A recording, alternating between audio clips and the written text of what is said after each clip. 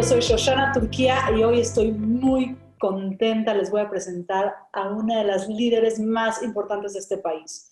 Claudia González es la coordinadora nacional del proyecto Vive, que nada más y nada menos se pusieron un objetivo que a mí me pone la piel chinita: capacitar a 58,000 mujeres en solamente 3 años. Y con este dato me quedo asombrada, impactada, y te doy la voz, Claudia. ¿Cómo estás?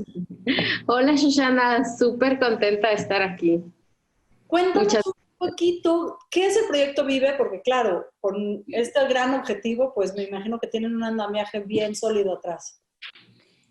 Proyecto Vive es un proyecto implementado por The Trust for the Americas, que es una organización de la sociedad civil afiliada a la Organización de Estados Americanos.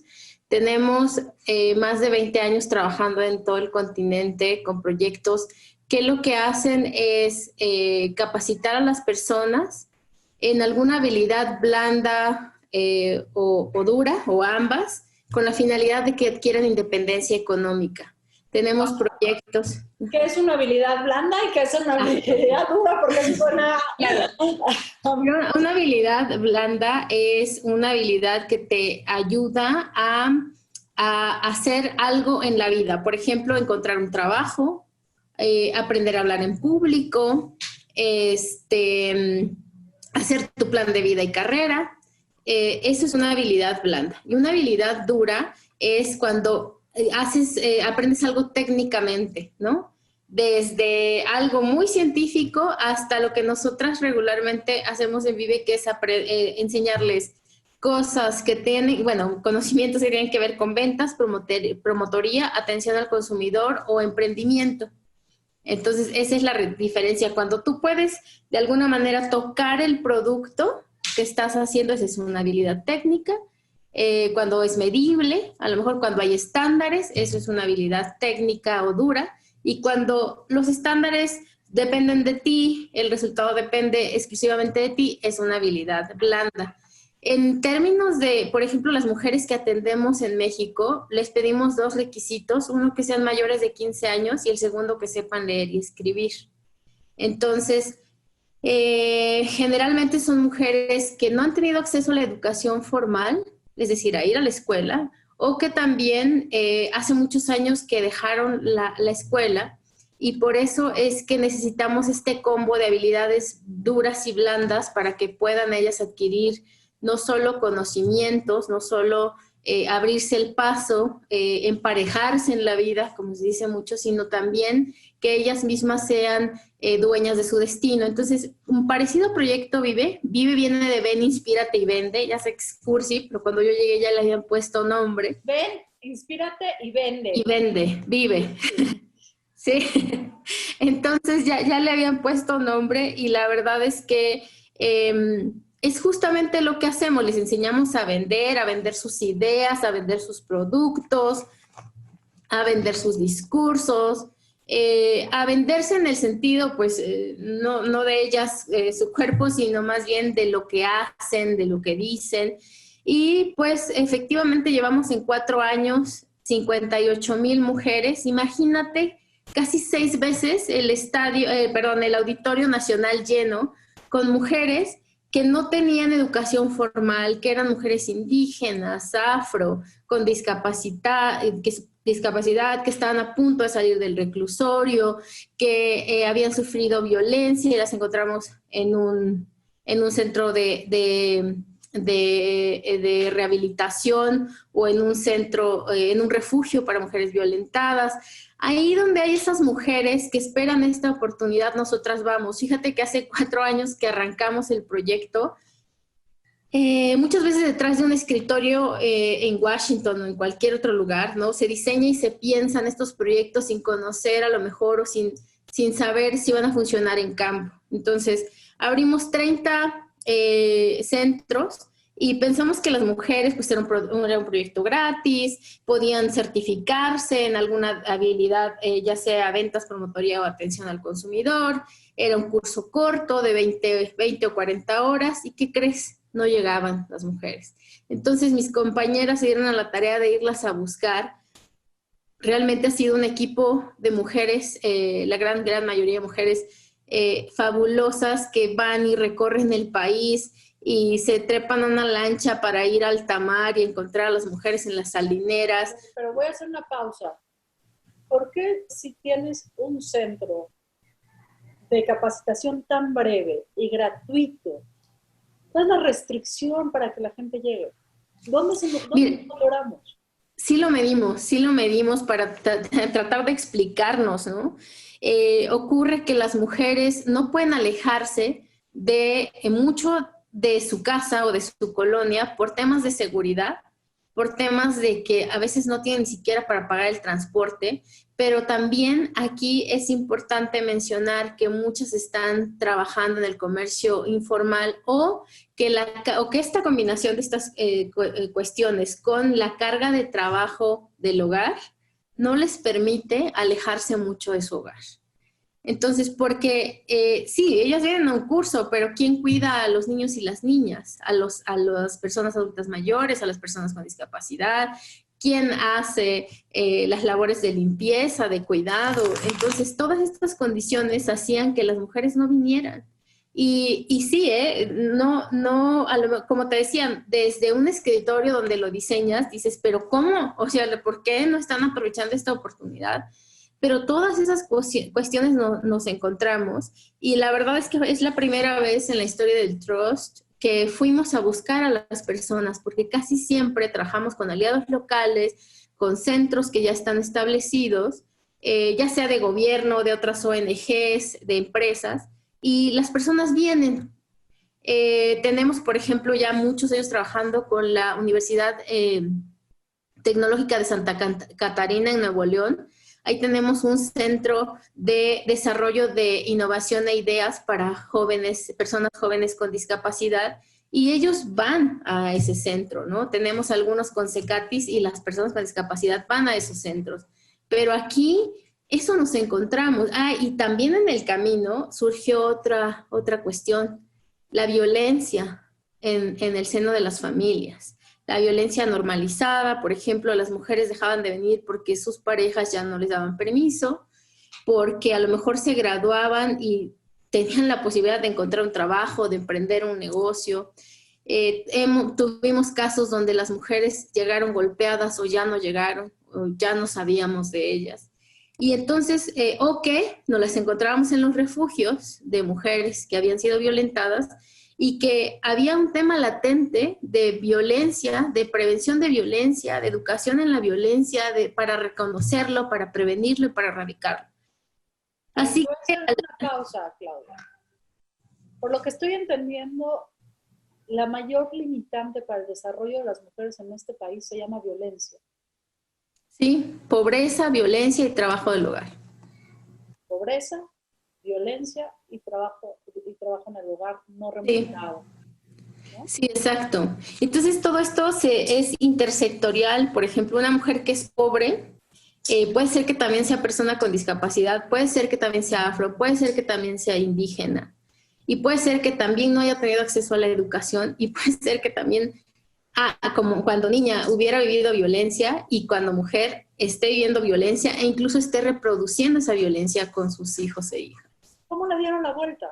Porque es un problema sistémico del país, ¿no? O sea, cuando me dices que las mujeres no pueden alejarse del radio de acción de su casa, porque me imagino un choque de dos violencias, ¿no? La violencia doméstica y la violencia del exterior. Sí, entonces, efectivamente. Ese sándwich, ¿cómo entra, vive? ¿Cómo? Pues así nos fuimos a meter, me acuerdo mucho tengo 4 perros, entonces por ahí... Pues aquí hay 3, siempre ladran en el programa. Y conocemos a las mascotas de todos, entonces sí saben. Bueno. Entonces, justamente recuerdo mucho, una vez que fui a Tijuana, yo recorro el país visitando los centros, conociendo los testimonios, viendo el trabajo de campo, y entonces estábamos en Lomas Taurinas. Te va a sonar mucho porque ahí mataron a Colosio. Y efectivamente son enclaves donde no hay seguridad, donde mis compañeras iban en cierto periodo que hubiera luz del día, pero también tenían que salir de ahí antes de las 3 de la tarde porque se volvía muy peligroso.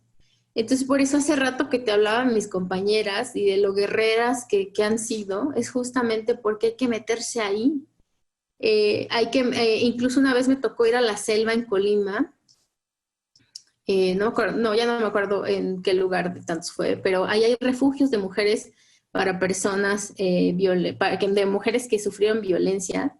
Y pues firmas un acuerdo donde aceptas que te trasladen vendada, no sabes dónde te llevan, pero bueno, sabes que vas con la gente del refugio, porque son mujeres que su vida, la de sus familias, la de sus hijos y hijas están en peligro. Entonces, bueno, de regreso al contexto de violencia.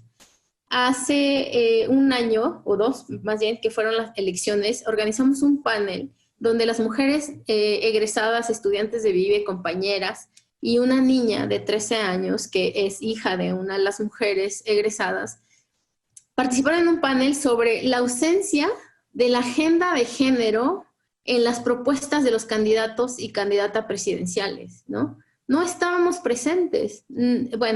Entonces las escuchamos, ¿no? ¿Qué querían? ¿Qué esperaban que se viera en las agendas? Y justamente Marisol, esta niña de 13 años que vive aquí en la Ciudad de México, decía que para ella era una aventura súper peligrosa, así lo puso, ir a la escuela y regresar de la escuela a su casa, sana, no violada y viva. Porque imagínate para ella ir a la secundaria, que todos los días tuviera que representarle un peligro ahí latente, ¿no? Ahora imagínate a las niñas que viven en el norte, en el Estado de México. Entonces, nosotras por eso empezamos a educar a las mujeres que llegan a Proyecto Vive. Les damos un curso de prevención de violencia para que aprendan a reconocerla, para que aprendan a nombrarla, para que aprendan que hay instancias públicas y privadas donde ellas pueden compartir sus casos y dependiendo de la urgencia de la situación, ellas puedan salir o no de la violencia. A ver, Claudia. ¿Encontramos? Pausa. Vamos Sí. despacito, que aquí en este programa no hay prisa. Bueno. Y si nos gana el tiempo, te vuelvo a invitar, porque lo que nos bueno. es fundamental y me gusta ir despacito. Estamos viendo que la violencia en casa y la violencia exterior no solamente está oprimiendo a las mujeres adultas, sino también a las mujeres más jóvenes. Prohibiéndoles incluso estudiar lo que antes se daba por hecho en México, que era la educación media y media superior. Más o menos allá andábamos, se podía. Ahorita cada vez yo tengo esta sensación que dependiendo del nivel socioeconómico cada vez se puede menos. Sí. ¿No? Entonces, a ver, nosotras les enseñamos a nombrar, a reconocer y a prevenir la violencia.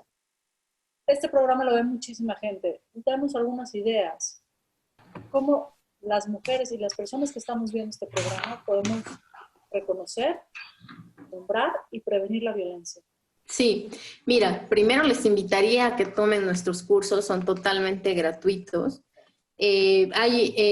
Estamos ahorita en aulas virtuales y con capacitaciones cada jueves por nuestra página en Facebook, que es Proyecto Vive MX. Y si no, escríbanos ahí o llámenos al 55 73 71 91 41. Caso, el teléfono. De todos modos lo vamos a poner aquí abajito. Sí. Danos espacio. Es 55 73 71 91 41. Y si no, busquen en cualquier buscador Proyecto Vive México y les va a aparecer muchos videos, testimonios. De hecho, ya sé que ahora en la pandemia hemos estado muchas veces muy deprimidas. Entren a nuestra página si quieren inspirarse, si quieren llenarse de amor otra vez, si quieren llenarse de esperanza, entren a nuestros testimonios. Porque nosotros hemos recabado información y testimonio de cada una de las mujeres, no testimonio de cada una de las mujeres, pero sí información para saber dónde están y que ellas también sepan dónde estamos. Sobre todo es importante que ellas sepan dónde estamos cuando están en el reclusorio y salen, para que nos busquen y les ayudemos a encontrar un empleo. Es decir, no es que nosotras les demos una entrevista y ya, sino a veces necesitan un acompañamiento y ese es el que damos. Bueno, entonces tú me preguntabas, ¿qué hacer?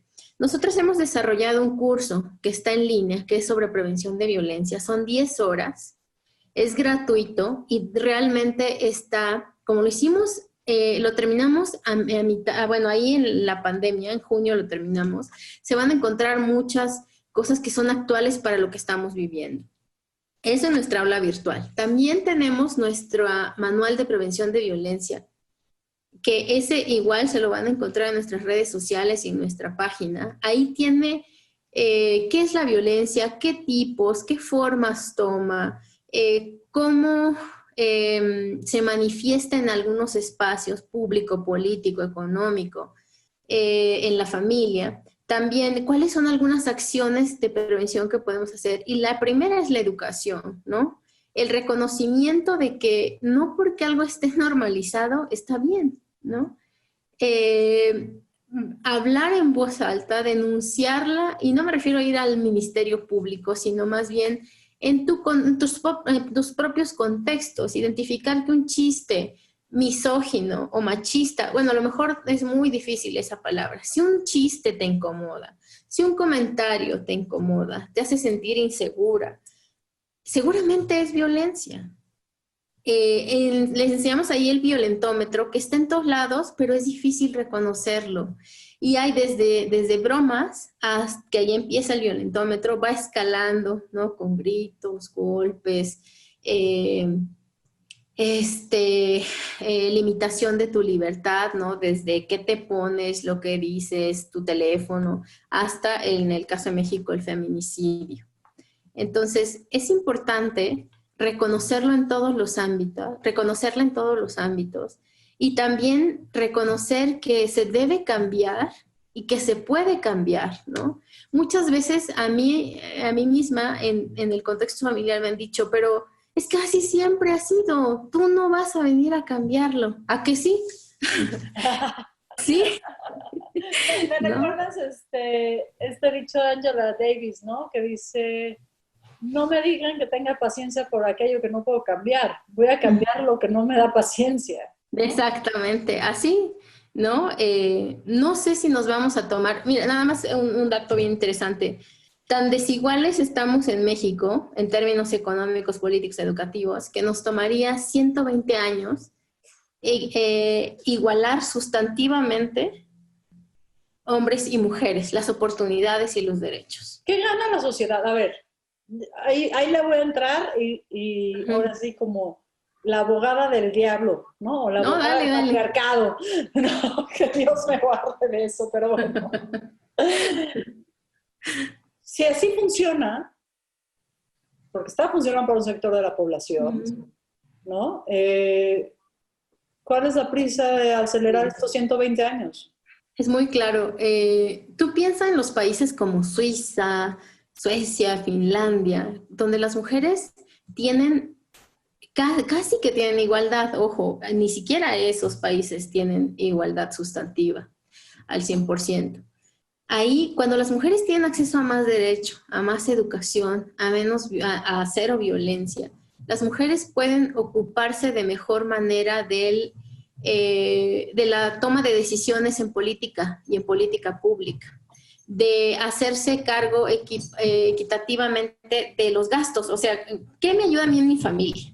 ¿No? Que no solamente la carga esta de que los hombres tienen que mantener a la familia, y que es una responsabilidad y que muchas veces los suicidios de los hombres están orientados a eso, ¿no? A las presiones económicas que tienen. Bueno, entonces cuando una mujer tiene más educación, acceso a trabajo, pues obviamente la responsabilidad económica se comparte en un hogar. En otras situaciones, la violencia duele incluso hasta en lo espiritual. A lo mejor, bueno, a mí qué me importa, yo gano mucho dinero y yo puedo mantener 10 familias. Bueno, entonces también es parte de tratar a otras personas humanas pues con dignidad, con respeto, ¿no? Con tranquilidad, es decir, ¿qué te beneficia a ti mismo? Y de manera económica, cuando las mujeres acceden a la educación, acceden a trabajos, en igualdad de condiciones, acceden a la política, a la toma de decisiones, un país de alguna manera fluye mejor, en un mejor, mejor manera, con menos obstáculos. Hay por ahí circulando una imagen de cuáles fueron los países que han tenido mejor manejo de la pandemia. Y casualmente son países que están liderados por mujeres, ¿no? Presidentas, primeras ministras. Eso no significa que hagamos mejor las cosas nosotras, sino que más bien esos gobiernos hay representatividad de ambos géneros.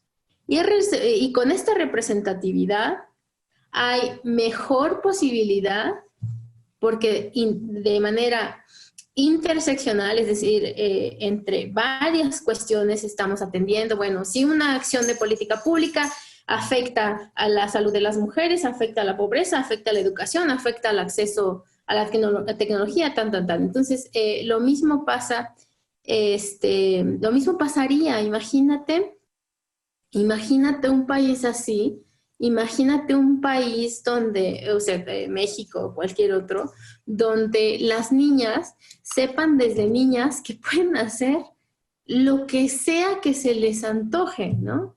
Porque hoy si tú le preguntas, hagamos el ejercicio, pregúntale a 10 niñas, claro, no te vayan a tachar de pedófilo y tal, o sea, pide autorización, ¿no? Para preguntarles a las niñas qué quieren ser de grandes. Y te vas a sorprender porque muchas niñas pequeñitas de menos de 5 o 7 años te van a decir presidenta, bombera, policía. Pregúntales después a 10 adolescentes y vemos si te responden en base a sueños grandes, ¿no? Casi siempre va a estar mucho más condicionado a lo que tienen acceso, a lo que su familia espera de ellas, a lo que su novio espera de ellas. Y pues eso nos significaría una vida mejor en muchos términos y en muchos ámbitos. Yo tengo una fantasía que te voy a compartir, que yo quisiera ver en las asambleas legislativas, tanto locales como estatales como federales, que los legisladores y las legisladoras estén legislando con sus hijos ahí. ¿Sí? Yo estoy segura que uno, bajaría la corrupción, porque qué vergüenza que tu hijo te vaya a hacer tontería y media, y dos, valoraríamos mucho más el cuidado de las personas. Hemos perdido, me parece como sociedad, la capacidad del autocuidado y del cuidado de los demás. Y me da la sensación que quienes tienen el privilegio de gobernar y de hacer las leyes, se les ha olvidado eso. Por eso también sistemáticamente vemos legislaciones y cosas que atentan en contra de la dignidad, en contra de la libertad y en contra incluso del mismo cuidado, ¿no? Del medio ambiente, de la sociedad. Pues ya veremos si se me hace realidad mi fantasía. Fíjate, te voy a compartir muy rápido. Trabajé para el gobierno municipal en el área de erradicación de la corrupción y justo teníamos un programa donde se trabajaba con los niños, hijos e hijas del personal de policía, para que los niños y niñas entendieran el trabajo de sus papás, en la gran mayoría eran papás, y también entendieran la diferencia entre qué era una buena acción y qué no era una mala acción, ¿no? Entonces, sí vimos que disminuyeron, por ejemplo, las quejas hacia el cuerpo policial. Entonces, sí existe esa posibilidad. Lo segundo es que en México no hay...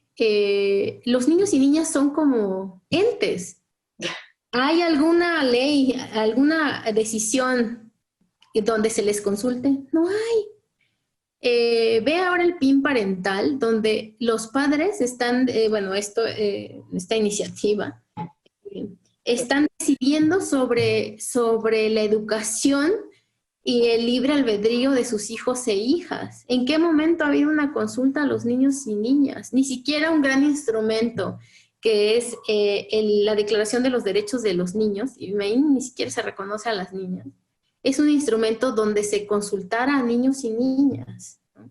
Esos ejercicios del Parlamento infantil deberían ser cotidianos, deberían tomarse en cuenta niños y niñas desde de todas las edades. Por ejemplo, Ren, que la conociste antes de la entrevista, La Ren, adora.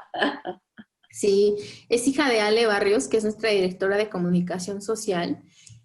Empezó el proyecto cuando ella tenía 1 año y algo, ahora tiene 5 años, y Ren solo se ha amamantado de estas ideas de igualdad, de cero violencia, y es impresionante cómo tiene opiniones muy concretas sobre su vida, sobre las decisiones que otros toman sobre la vida de ella, y a sus escasos, ni siquiera hablaba, yo creo que tenía menos de 3 años, una vez en la guardería, no se sentaba y la maestra no entendía por qué. Y entonces cuando le preguntaron, ella decía, es que la maestra dice, niños, siéntense, niñas no. Entonces no es que ella fuera desobediente, sino que simplemente ella no recibía ninguna instrucción. Y luego ya en el kinder, ellas hacían una oración donde decían, tin, tin, tin, tal santo ruega por nosotros. Entonces ella muy atinadamente decía, bueno, ¿y por qué solo ellos se van a llevar las bendiciones? ¿No? También hay que rogar por nosotras. Y esos escasos 4 años, la verdad es que quizás ella no lo dimensiona, pero nosotras llorábamos de emoción que toda la escuela tuvo que modificar esa oración para que se reconociera a ellas, a nosotros y a nosotras en la oración, ¿no? ¿Cuál es el miedo, Claudia? ¿Cuál es el miedo de reconocer que existimos las mujeres? Eso, ceder espacios, ceder poder, incluso el poder que tú no ves, ¿no? Porque no me refiero al poder político, me refiero también al poder en el seno del hogar, a que todas las decisiones se tomen en familia, a que no solo el padre decida, ¿no? Arbitrariamente. Yo creo que yo fui una la primera generación en mi familia de ambos lados, tanto materna como paterna, donde a las mujeres se les tomó en cuenta para decidir sobre sus cuerpos, sus futuros, sus destinos, porque antes de eso los papás decidían, ¿no? Estaba escrito ahí ya, es decir, sin estar escrito, más bien al revés, sin estar escrito estaba decidido. Y además con qué herramientas eligen, ¿no? O sea, Ah, claro, porque sí, vivimos claro. inmersos en una pauperización cultural. No estoy hablando Ujú. solamente a nivel socioeconómico, sino culturalmente cada vez con Sí, menos sí, sí, accesos. sí. Y en una ola de violencia y con las presiones económicas, pues, ¿qué van a elegir?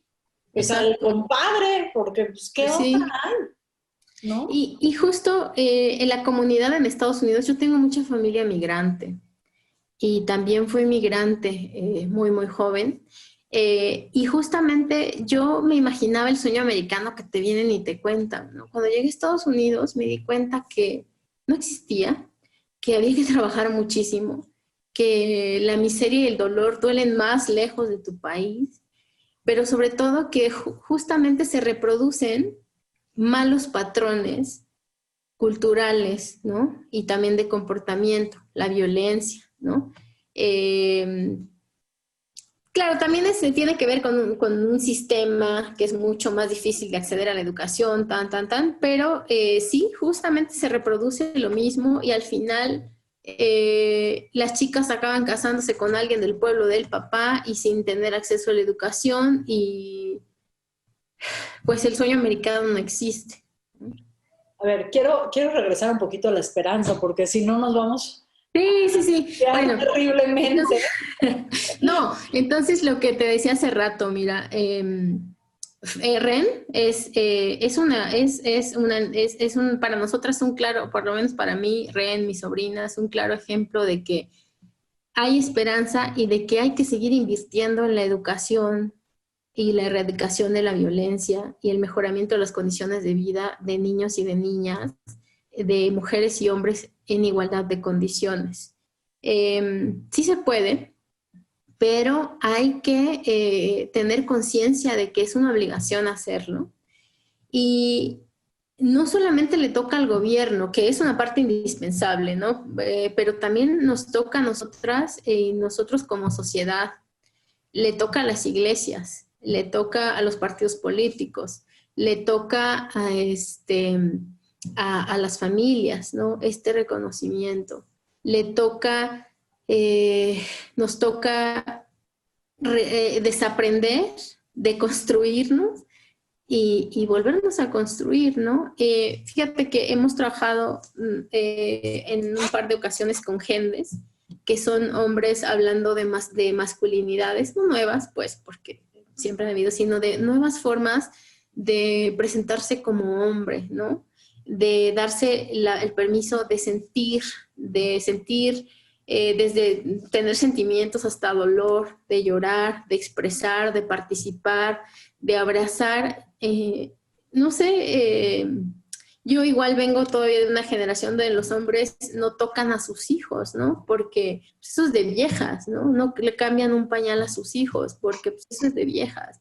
Y entonces, yo no tengo hijos, ni hijas, ni voy a tener, pero yo no me imagino, o sea, que tú vivas con un bebé recién nacido y no te den ganas de participar en todo lo que ocurre alrededor de esta pequeña criatura, ¿no? O sea, realmente para mí, no sé, por eso es que hay que cambiar, ¿no? Bueno, te lo comparto desde el lado del consultorio, ¿no? Porque yo como terapeuta atiendo muchos señores, casi todos arriba de 50, y eso es un mayor arrepentimiento. Es decir, una vez que ya está formado el patrimonio, que ya está formada la empresa, que ya está formado la lista de deberes, se les olvidaron los placeres, pero no los placeres hedonistas, sino los placeres emocionales y espirituales. Y reconstruir todo eso es un trabajo que requiere de mucha valentía, porque además son excluidos de sus círculos sociales. Sí, claro. ¿No? Les dicen que ahora te hiciste puto, como si ser sensible, ¿no? Y perdón que diga estas palabrotas, pero es serio, ¿no? Sí. Ahora ya te nos hiciste flojito, ya te nos hiciste suavecito, como si la capacidad de amar estuviera restringida en un género y no estuviera como parte de la esencia humana. Sí, sí, sí. Fíjate que mi papá se jubiló hace 8 años. Él dijo que se iba a jubilar cuando tuviera su primer nieto. Y justamente mi sobrina nació el 20 de enero y él se estaba jubilando el 5 de febrero. Y algo que me dijo y que nunca nos había hecho era que una cosa del que él se arrepentía era justamente haber desaprovechado, no, habernos desaprovechado, haber no hubo un solo festival, y no lo digo como reproche, o sea, más bien, pues ni modo, ya, a mí me afecta, pues voy a terapia y ya. Pero más bien decía que él nunca fue a un festival, a un desfile, porque tenía que trabajar, ¿no? Entonces, por eso decía que no quería repetir esto con los nietos, y realmente es un abuelo extraordinario, ¿no? Pero sí, justamente... y de regreso a Vive. Fíjate que en Vive hemos encontrado cosas que no nos habíamos esperado. Por ejemplo, la capacidad de agencia. La agencia es cuando las mujeres no solamente están tomando decisiones sobre sí mismas, sino están participando de decisiones comunitarias, no necesariamente políticas, pero que les permite y tienen espacio de tomar conciencia sobre sus decisiones. Entonces, esta capacidad de agencia la generamos en Vive y significa que las mujeres se están involucrando mucho más en cuestiones comunitarias. También hay una anécdota que es bien bonita, que es las mujeres saliendo de capacitación en Tasco, de capacitación en prevención de violencia. Ellas mismas dijeron, oigan, pero pues esto no nos los podemos guardar, esto es muy valioso, esto nunca nadie nos lo había dicho, o sea, tenemos que irlo a compartir. Entonces fue cuando yo no lo vi, pero imagino como esas películas, sobre todo gringas, ¿no? Que va así el grupo de mujeres súper emocionadas y se fueron al mercado, cual predicadoras, a contar sobre prevención de violencia, sobre qué era, sobre qué se podía hacer. Entonces creo que sí, definitivamente hay esperanza. No solo nosotras estamos trabajando en esto, Hay muchas otras organizaciones, la Red de Refugios hace un trabajo increíble, ¿no? Y bueno, algunas aliadas que tenemos también, no trabajan en prevención de violencia, pero trabajan la parte de empoderamiento económico y acceso a créditos, que es ProMujer. Y CREA, y también Fundación Manpower, que tiene este programa de acceso a oportunidades de empleo para personas en condición de vulnerabilidad. Y pues como estas muchas otras organizaciones, ¿no? Para educarnos, para incluirnos, para involucrarnos, para deconstruirnos y para tener la esperanza de que hay un mejor mañana. Claudia, tengo una pregunta. A ver, 4 años, 58,000 personas capacitadas, ya sea para vender, para hacer promotoría, en estas habilidades duras y en estas habilidades blandas. ¿Qué ha pasado con esa gente? O sea, después de que salen de las manos de Vive, ¿tienes algún tipo de seguimiento? O sea, Sí, ya nos dimos cuenta claro. lo difícil que es llegar, ¿no? Y de la gran labor que hace tu equipo de trabajo de ir a lo profundo de la comunidad y buscar y encontrar y casi casi tocar puerta por puerta hasta que alguien... Sí, lo hemos hecho, ¿eh? Y Sí. Pero bueno, ahí tienes a 58,000 mujeres capacitadas. ¿Qué ha pasado con ellas? ¿Qué Sí, sigue? las buscamos a los 3 meses, a los 6 meses al año, y tenemos de repente algunas rondas porque siempre nuevos productos, nuevas capacitaciones, tenemos un pitch de negocios, tuvimos un pitch de negocio el año pasado y el antepasado, donde llegan, como en este programa que llegas, presentas, vendes tu idea y te dan dinerito, nosotros damos poquitito, pero eso les sirve a ellas para que en menos de 3 minutos vendan su idea. Entonces sí la seguimos y de hecho esténse bien atentas porque en octubre vamos a sacar un libro que se llama Recetario de Mujer, Recetario para inspirar, Recetario de Mujeres Poderosas, 72 historias para inspirarse. Wow. Entonces son 72 historias, una por cada 1,000 personas que hemos capacitado, porque bueno, mujeres son 58,000, pero en ocasiones llegan hombres. Entonces son 72,000 personas que hemos capacitado en 4 años y esas son las graduadas, porque no graduadas pues tenemos muchas miles más. Entonces hay una historia por cada 1,000 y son historias que hemos recogido los 4 años. La decantación y la curación de este libro fue bien difícil porque tenemos historias maravillosas. Cuéntanos una que te haya conmovido muchísimo, que a ti en lo personal, que a Claudia González en su corazoncito haya dicho, ok, esta me conmueve, me cambia de lugar, me pone en otro espacio. Mira, a mí me gustan mucho las historias de personas adultas mayores. Tenemos en este momento una mujer que acaba de graduarse hace poquito, que se llama Dalia Casano. Su emprendimiento se llama Libretas Nirvana, búsquenlo ahí en Facebook, está en Yucatán. Es una mujer de más de 70 años que llegó con nuestra, la organización implementadora en Yucatán, se llama CREA, y ella no sabía usar el internet, es maestra retirada, lo que hacía era un show de títeres súper bonito, con sus trajes típicos yucatecos, es muy creativa. Y pues estaba como buscando cursos, como qué más hacer, ¿no? En esta etapa de la vida. Llegó a Vive, se capacitó hace más de un año, pero en noviembre la vimos en un pitch virtual que organizó CREA, y ella fue la ganadora de este dinero, ¿no? Y fue muy bien interesante para mí verla, porque yo fui jurada, y por ejemplo, alguien la estaba asistiendo, no sé bien si era su nieta o su hija, era una familiar de ella, y le decía, ¿cómo le pico? ¿Aquí? ¿Ya me escuchan? No sé qué. O sea, era la primera vez que Dalia se paraba frente a una computadora. Y entonces nos hacía así, y, o sea, de que ella realmente era la primera vez, y nos decía, estoy muy nerviosa, entiéndanme, yo no conozco de estos aparatos. Bueno, la vieras ahora, ella participó ahí, en ese pitch, lo ganó, y después en el verano nosotras hicimos algo que se llama Componente Digital Vive, la segunda vez que lo hacemos. Es un curso curso donde las mujeres toman capacitación vía Facebook, pero también tienen grupos de discusión en WhatsApp. Tuvimos casi 1,000 mujeres inscritas durante 2 meses y medio, que arrancamos en mayo. Y Dalia Casanova fue, entonces fueron participando, al final se graduaron alrededor de 400, pero Dalila Casanova es de las más participativas y de las más creativas y de las más que se comen el mundo. Bueno, ella, al final escogimos 14 mujeres para hacer otro tipo de seguimiento mucho más personalizado. Ella fue una de estas mujeres y ahora sabe usar el Facebook, el Instagram, el YouTube, el celular y lo que le pongas enfrente.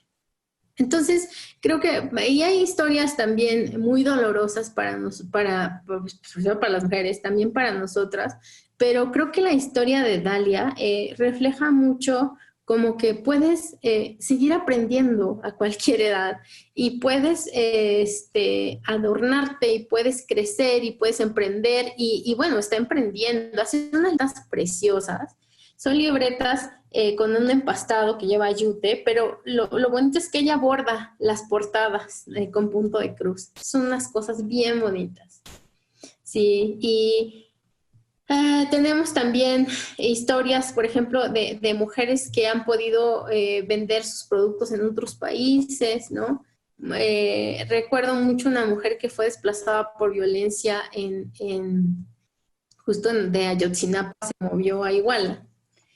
Y cuando da su testimonio decía que en la parte de prevención de violencia, ella no se daba cuenta que ella misma había huido de la violencia, tanto sistémica como de su casa, y que ella la estaba reproduciendo con sus 2 hijos, ¿no? Para ella esta capacitación fue verse frente al espejo y reconocerse también como una violentadora dentro de su hogar. Y a mí, en lo personal, otra historia que me gusta mucho es cuando te contaba, recorro el país revisando qué se hace y tal, reuniéndome con aliados, y hace como un año fui a Los Cabos. Ustedes piensan en Los Cabos, en las playas, la fiesta, ¿no? Pero Los Cabos es un municipio súper grande, sigues viajando 3 horas y sigue siendo el municipio de Los Cabos, es desierto totalmente. Hace muchísimo calor, imagínense, ahí no llegan las oportunidades, pero hay un lugar que se llama Santiago, es como una junta auxiliar de Los Cabos. Ahí, por primera vez en la historia de Santiago, una mujer era la subdelegada, que es como la comisaría de Ejidal, como la presidenta auxiliar, y era egresada de Vive, ¿no? Entonces, aquí es donde te decía que generamos agencia. Para nosotras, era una mujer joven, o sea, contra todos los del espacio, ¿no? Joven, mujer, y que había llegado después de tomar la capacitación de Vive, y justamente ahí en Santiago hay un estero, un oasis, y creo que eso es Vive para muchas mujeres, ¿no? Un oasis en medio del desierto, para cuando necesitan mejorar su proyecto de emprendimiento, de encontrar una chamba, que conozcan de la sororidad, ¿no? Realmente también es otra cosa, que la sororidad se ha manifestado en muchas historias en las mujeres de Vive. ¿Cuál es el principal reto presente y futuro para Vive? Porque pareciera que es un monstruote, sí, todopoderoso, todo feminista, pero me imagino que los retos no son menores, Claudia. No, el financiamiento, ¿no? La pandemia vino no solo a nosotras, sino cualquier otra organización de la sociedad civil te puede decir que se las va a ver muy complicada, ¿no? Después o durante la pandemia. Eso es lo que más... ¿Ustedes pueden recibir financiamiento de personas individuales? Vamos a suponer que las mujeres que están viendo ahorita Sinvergüenza quisieran donar a Proyecto Vive. ¿Pueden? Sí, claro. ¿Para hacer esto? Sí. les voy a poner un ejemplo para que se animen, ¿no? Así, para que se animen. Nosotras medimos todo, somos unas locas de medición, porque pues hay que dar transparencia, ¿no? No solo a nuestros usuarios, sino también, sobre todo, a nuestros donantes. Y nosotros tenemos un retorno de inversión del 80% por cada dólar que se invierte en Vive.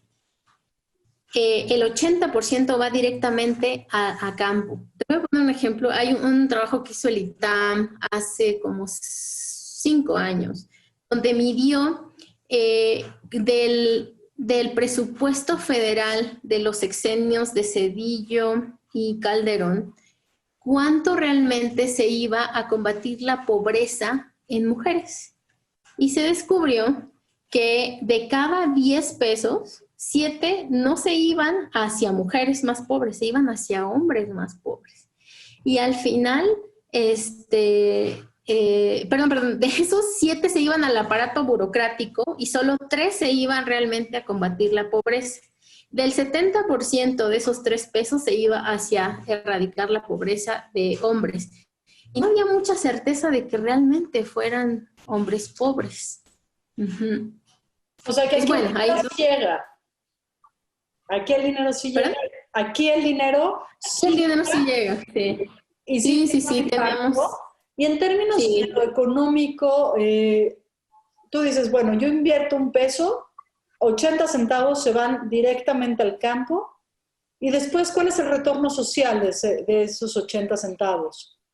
¿Qué vemos? Mira, las mujeres que se gradúan de Vive o emprenden o fortalecen su negocio o consiguen un empleo, ¿no? Y este seguimiento que nosotras damos, tenemos por cada una de las mujeres un aviso de privacidad donde nos dan autorización para trabajar con sus datos de manera estadística. Pero eso también nos permite llegar a ellas, regresar a ellas, o que las auditorías externas se puedan comunicar con estas mujeres, ¿no? Ahí hay certeza de que existen, y hay certeza también de que han hecho cambios, ¿no? Nosotras, como te decía, medimos y cambiamos los instrumentos. Por ejemplo, hace unos meses empezamos a medir cuántas mujeres tenían hijos e hijas, ¿no? Cuántos embarazos habían tenido, como otras cosas que cada vez nos van importando, pues porque se va moviendo el tiempo. Ahora, para esta capacitación que hicimos en el verano, que fue totalmente digital y que la pandemia nos obligó a irnos totalmente al mundo digital, no nos gusta, pero sí nos gusta. No nos gusta porque no estamos llegando con las mujeres que no tienen internet. Sí nos gusta porque sí estamos llegando a otras mujeres. Y estamos preguntándoles dónde adquirieron, a través de qué tipo de internet están llegando a nuestras capacitaciones, de sus casas, público, desde su teléfono, y esos datos pues también para nosotros son... ¿Desde dónde se están conectando con ustedes? La gran mayoría desde su casa o desde la casa de alguien más. Y la gran mayoría, como un 80%, desde su teléfono. Un teléfono, no necesariamente es de ellas, porque sí tenemos casos, como un 30% que le piden el teléfono prestado a otra persona. De hecho, estamos capacitando ahorita un grupo de mujeres en Toluca. Estamos haciendo un piloto como de que toman la capacitación en el aula virtual, pero les hacemos un proceso de acompañamiento. Tenemos 50 mujeres enroladas. Hay por lo menos de esas 50, unas 15 que se van prestando el teléfono, y que son de la hija, de la comadre, de la tía. Van rolando. Entonces, un elemento de lo van rolando, sí. Sí. Oye, sí. Y dime una cosa, ¿cómo funciona para ser capacitadora? Por ejemplo, uno dice, yo quiero voluntarizarme, o son puras profesionales, no porque, porque por esa labor. Sí. ¿Cómo funciona eso? Porque hay mucha crítica entre el acompañamiento social y el desarrollo social y la filantropía. ¿Cómo funcionan ustedes? Todas nuestras capacitadoras están certificadas ante Conocer, para dar capacitaciones a personas adultas. Ajá. Tenemos un proceso, por ahí googleenlas, son convocatorias abiertas para cualquier puesto en Vive. Se abrió una convocatoria, llegan muchísimas solicitudes. Y luego pues hacemos varias pruebas, ¿no? No solo cuenta su experiencia o su potencial, porque no necesariamente la experiencia. Y a partir de aquí hacemos otras pruebas, ¿no? Que no son las clásicas psicométricas, más bien pruebas frente a grupo, habilidad, sensibilidad, pues porque a ellas la gente les comparte cosas muy privadas, ¿no? También tienen que tener cierta capacitación. Tú lo sabes, ¿no? Que esta onda del coach es peligrosa porque se manejan emociones, ¿no? Y no toda la gente tiene la preparación profesional para saber qué hacer o cómo contener esas emociones. Entonces, por eso es que nuestras capacitadoras tienen formación y o experiencia en la capacitación. Y realmente hemos tenido mucha suerte porque han llegado mujeres a trabajar con nosotras que tienen mucho trabajo en campo. Ojo, este trabajo no necesariamente es pagado, porque siempre una piensa que la experiencia es solo la pagada. Pero tenemos ejemplos de compañeras que a través de su iglesia o a través del servicio social o a través del trabajo con un partido político desarrollaron ciertas habilidades, ¿no? A mí, fíjate que luego me encuentro, ya hasta ni opino en esos grupos, soy internacionalista de formación, y entonces yo siempre decía, miren, aquí hay estas prácticas no pagadas, explotadoras, no vamos a trabajar de a gratis, no sé qué, y entonces yo todavía me tomaba la molestia de, oigan, miren, pero es que cuando yo era chava, pues no me importaba trabajar de noche para ir a hacer prácticas aquí, que no me pagaran porque ganaba experiencia. Conformista, no sé qué. Entonces ya dejé de compartirlas, pero de manera personal, así es como yo tenía mucha experiencia antes de graduarme, ¿no? Entonces, conseguir mi primer trabajo fue fácil. Cosas más personales porque somos colegas, yo también estudié Relaciones Internacionales, me parece que es de las carreras más apasionantes que hay. Sí. ¿Por qué estudiaste Relaciones Internacionales? Cuando tenía como 4 años, vi un cartón en la revista México Desconocido, donde eran como montones de basura. Yo ni siquiera sabía leer, ¿no? Por eso creo que tenía como 4 años. Entonces eran como montones de basura y había como una cúpula con una ramita. Entonces fui y le dije a mi papá, papi, ¿qué dice aquí? Y decía, copia en oro del último árbol que existió sobre la tierra. Y le dije, ¿pero cómo? Y entonces fue la primera vez que alguien me explicó que nos estamos terminando el planeta, ¿no?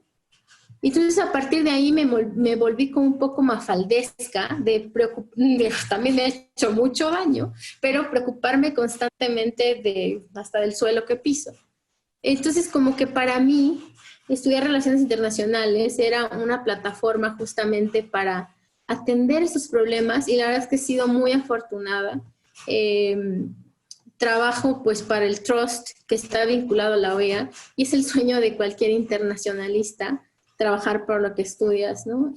Hace rato que contabas, y es que se me olvidó contarte que nosotras a través de la CIM, de la Comisión Interamericana de la Mujer, tuvimos una capacitación con mujeres en Chiapas que estaban compitiendo por puestos políticos, aunque fueran regidoras.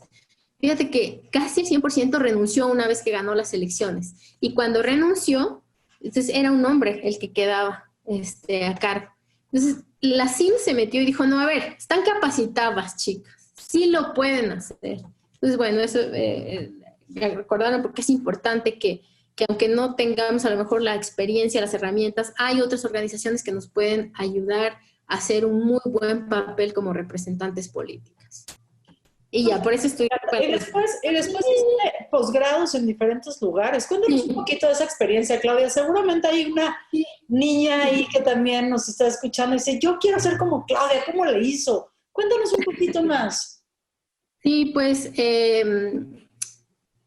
Realmente, fíjate que vi algunos de tus programas y les preguntabas como qué era lo más sinvergüenza que... Ya te me adelantaste a las preguntas, pero venga, te escucho. Te voy a decir un poquito, ¿no?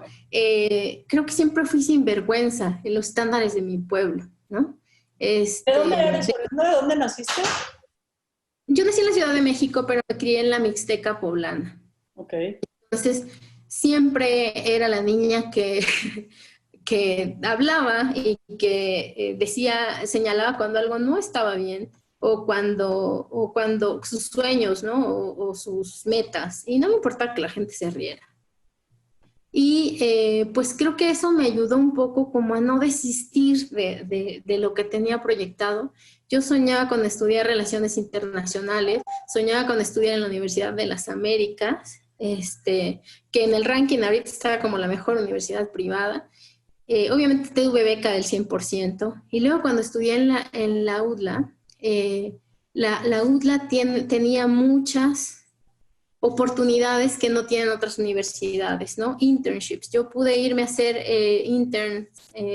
internships, prácticas, una vez a Nueva York, al Consulado de México en Nueva York, y 2 veces a Washington, una a la Fundación de Naciones Unidas y otra al UNIC, al United Nations, al Centro de Información de las Naciones Unidas. Evidentemente, todo fue patrocinado, pues, porque eran tiempos más fáciles, había menos jóvenes compitiendo por las oportunidades. Y justo cuando tuve el primer internship en el Consulado de México en Nueva York, escribí, imagínense, no había internet. O sea, yo me gradué de la universidad hace 20 años, 19, no había internet. Entonces, yo fui a la biblioteca, agarré un directorio de organizaciones en en todos lados, escribí 100 cartas a máquina, ¿no? No es cierto, esas ya fueron por computadora. Escribí 100 cartas, mandé, me acuerdo que llegué al correo de la universidad, mandé mis 100 cartas con mis 100 timbres, me contestaron como 10, me aceptaron 2. 100 cartas, espérame, pausa dramática. ¿Qué decían esas 100 cartas? Pues decían quién era, por qué quería hacer un internship en su organización, y sobre todo, y eso es bien importante, si están solicitando becas, interns, hay que decir qué es lo que gana, lo que me preguntaba hace rato, qué gana la sociedad, ¿no? Y entonces, siempre, ahora que soy reclutadora para mi universidad, Central European University, soy reclutadora para una beca de exalumnos, una se fija en el retorno social, en el retorno comunitario. ¿Qué tiene esta persona que realmente nos garantice que podemos invertir en ella? Entonces creo que esa fue mi carta fuerte. Decirles pues que era yo una mujer de la Mixteca, joven, la primera mujer que había tenido acceso a la educación universitaria, cómo era que tuve acceso a la educación universitaria. Y también me acordé de otra cosa, cuando iba a entrar a la universidad, una de las primeras cosas de temas de derechos humanos que hice fue ponerme a defender a unos compañeros que, según yo y otro par de personas, se les habían violentado o violado sus derechos humanos, ¿no? Eso me significó que me expulsaran de la preparatoria y que me enviaran las autoridades de la preparatoria. Claro que cuando yo quería hacer mi trámite para becas de la universidad, el director no me quería recibir, ¿no? Pues por alborotadora, por mala persona, ve tú a saber. Me acuerdo mucho una señora que era secretaria y era amiga de mi tía, ¿eh? Y me dijo, o sea, ¿tú no tienes vergüenza, de verdad? O sea, después de lo que andas haciendo, ¿quieres una carta de recomendación? Y yo, sí, porque necesito una beca. Pues eso lo hubieras pensado antes. Y me dijo con claridad, ¿tú no tienes vergüenza? Y le dije, no, no tengo. Entonces, por eso no me voy a ir de aquí hasta que no tenga esa carta. Al tercer día me la dio el director de que ya vete, déjame de molestar, ¿no? Entonces, eso hice.